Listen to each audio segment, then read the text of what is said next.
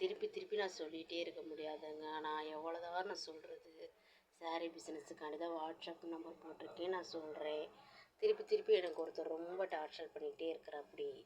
Love பண்ணுறேன் love பண்ணுற வயசாங்க எனக்கு. எனக்கு கல்யாணம் ஆகி மேரேஜ் ஆகி 3 பிள்ளைங்க இருக்குதுன்னு நான் சொல்கிறேன். நீங்கள் எல்லோரும் நினைக்கிற மாதிரி நீங்களும் இது பண்ண வைக்கிறீங்க. எனக்கு ரொம்ப கஷ்டமாக இருக்குது. உலகத்தில் எத்தனையோ பொண்ணு இருக்காங்க. அவங்கள பார்த்து லவ் பண்ணி கல்யாணம் முடிச்சுக்கோங்க. எங்களை தயவு செஞ்சு விடுங்க.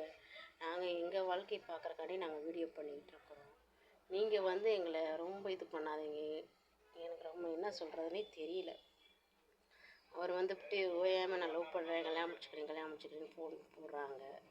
நான் பிளாக் பண்ணி போட்டேன். இனிமேல் தயவு செஞ்சு என் வீடியோ பார்க்குறவங்களா இருந்தால் அக்காவா தங்கச்சியா உங்கள் வீட்டில் ஒரு குடும்பத்தில் ஒரு பொண்ணாக நினச்சி இது பண்ணுற மாதிரி இருந்தால் லைக் பண்ணுங்கள், ஷேர் பண்ணுங்கள், இது பண்ணுங்கள். இந்த மாதிரி தப்பாக எண்ணங்கள் வச்சுக்கிட்டு ஆசைகள் வளர்க்குற மாதிரி இருந்தால் தயவு செஞ்சு என் வீடியோ பார்க்க வேண்டாம்.